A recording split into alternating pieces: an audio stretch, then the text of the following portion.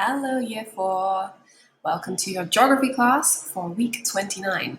Now, teacher Rosemary is on leave for the next 4 weeks, so I'll be taking over just for a little while, but I'm still presenting all of her work for you. I'm just here to help out a little bit.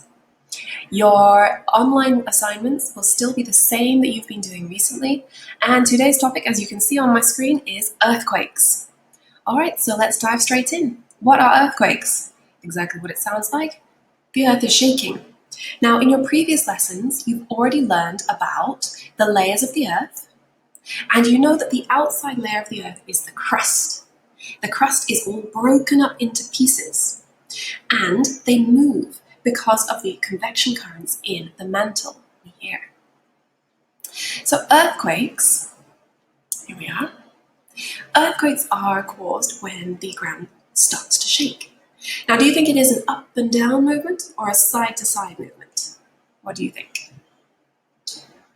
It's a side to side movement. And this side to side movement can cause whole buildings to collapse. It says here in your textbook, every day there are about 3,000 earthquakes around the world. Most of them are so small that no one notices them. About once a week, there is an earthquake that causes a little damage.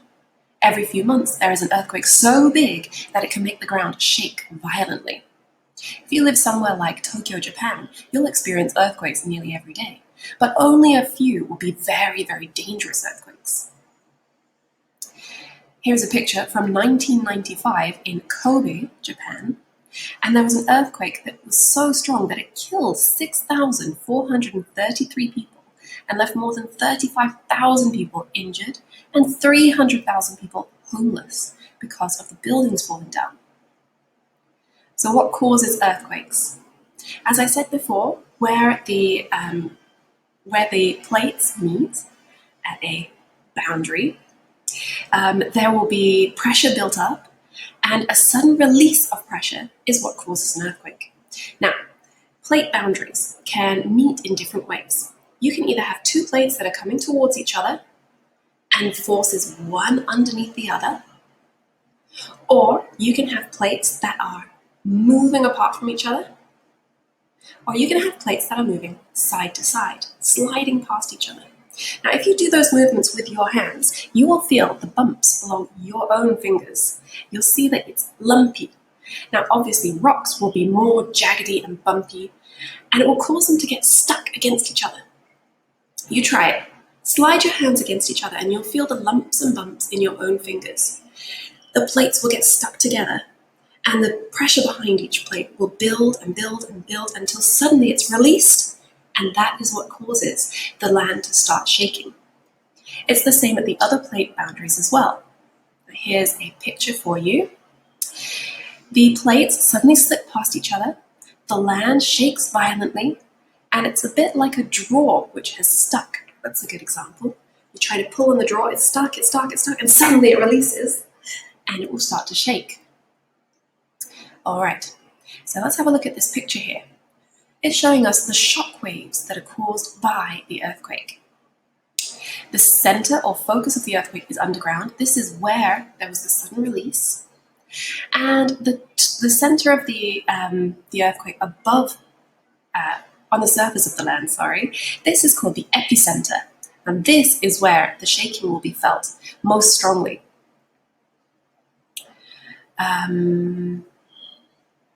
At the epicenter, it will be the strongest place for the earthquake, and you'll feel these shock waves quite far away. Now, also, you might have aftershocks. After the initial earthquake, you might have more shaking later. Have you ever watched the movie San Andreas? It's an adult movie, it might not be for you. But the San Andreas Fault is a very good example of this. This is California, North America, and the plates are moving past each other in just the way that I showed you. There is a huge fault or crack in the rocks that runs for more than 900 kilometers along the coast of California, and it is called the San Andreas Fault. Mild earthquakes often occur along the San Andreas Fault, but sometimes there are severe ones. Sorry, part of my book has been cut off here. Look at the map of the world. It shows where earthquakes most often occur. Where do you think The San Andreas Fault is on the map. Have a look. Maybe you can pause so you can find it. Where is the San Andreas Fault? It is right around here. I hope you can see my mouse. It's quite close to Mount St. Helens. Now, if you look at this map, there are triangles that show where the volcanoes are. Over here, Kilauea and Mauna Loa, these are Hawaii. We have Mount St. Helens here and Mount Wrangell.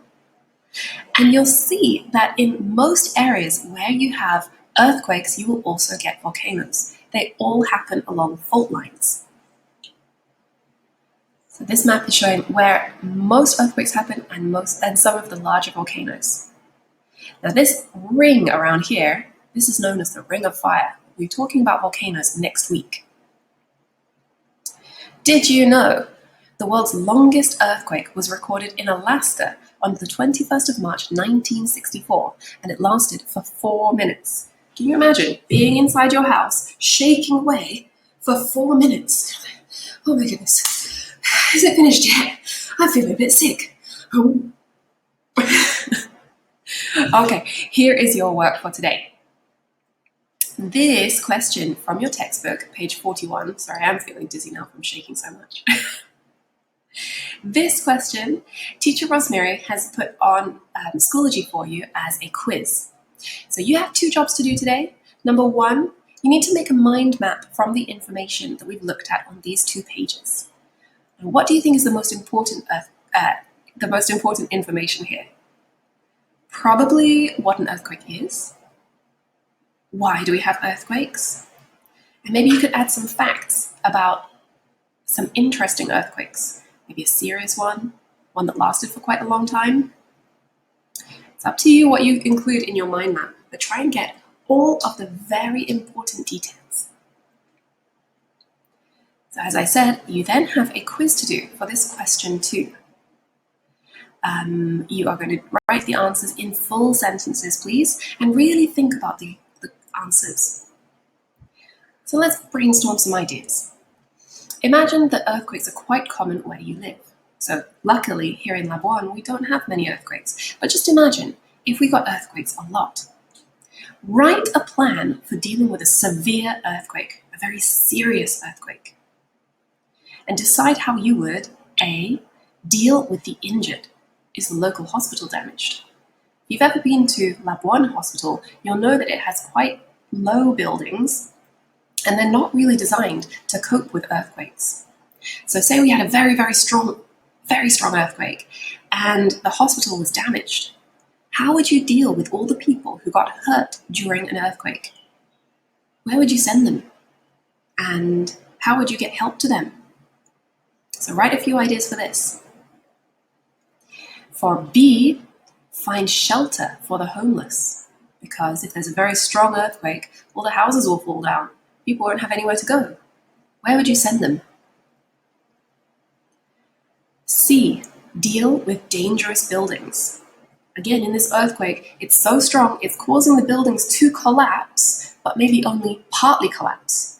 There's big pieces of rock that are hanging loose and could fall and crush somebody. How will these be dealt with? For D, put out fires. What are you going to do? Not you personally, but what in your plan? You have to plan for this because one of the biggest killers after an earthquake is the fires. Why? It's because we have gas lines all around Labuan and in most cities. People cook with gas, businesses use gas, and gas is flammable. That means it will catch on fire and it can cause explosions. So we have to deal with the gas, and we have to also make sure that all the fires are put out. Especially in a place like Labuan, where we have a lot of forests and it can get very dry here. Okay, and then E, provide food and water for the survivors. How will you make sure that everybody gets what they need? Are you going to organize people to be in charge of this? What kind of equipment will you need to get to everybody? All right, so in your, in your week 29, which I will be uploading for you very soon, you have this video that you can watch, which will probably explain earthquakes a little bit better than I have. You are allowed to have a look at this mind map to get ideas for writing your own. I think that you're allowed to print this as well. Here, assignment 29, you need to upload your mind map. And then assignment 29 quiz, you are going to, let's click on here. You are going to write your answer just as I have explained. Let's have a preview of that.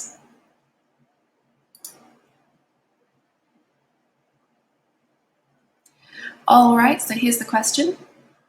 Let's just answer it with 1A. Decide how you would deal with the injured. Is the hospital damaged? I would, deal with the injured by, and you have a think about this. A nice long answer for Teacher Rosemary so you can get all the points, okay?